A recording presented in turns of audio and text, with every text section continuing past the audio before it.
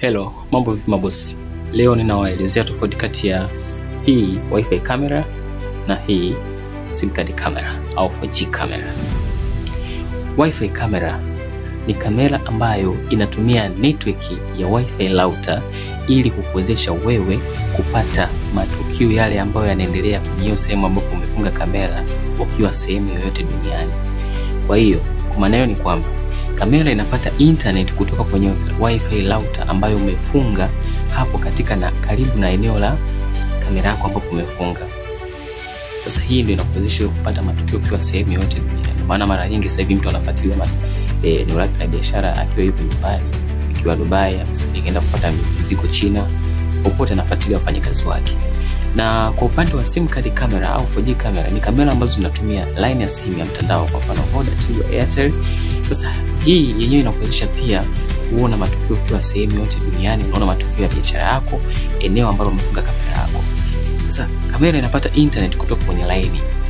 Sasa hii ndio inakuwezesha wewe kunafuatilia kila kitu kinachoendelea. Wafanyakazi wanaofanya kazi, wameingia saa ngapi, wametoka saa ngapi, mtoto amehudumiwaje, mtoto ameenda shule, kahuishwa kala. Hii inasaidia sana.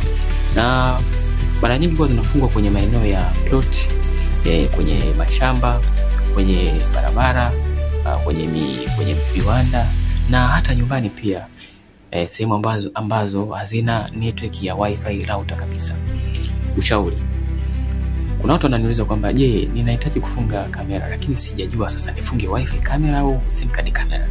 Ushauri ni kwamba kama una wifi router basi funga wifi camera, itakufaa zaidi.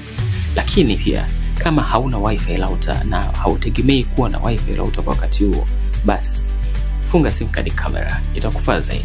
Sasa hivi dunia kiganjani, unafuatilia mali zako, biashara zako ukiwa sehemu yote duniani. Wasiliana nasi Global System Tech, tutakupa kamera ambazo ni bei nzuri na kamera nzuri ambazo zitakufaa kutokana na mahitaji yako na bajeti yako. Tupigie simu namba 06 14 16 23 42. Like na share ujumbe huu ili watu wengi zaidi waweze kupata elimu hii. Karibuni sana. Nawapenda.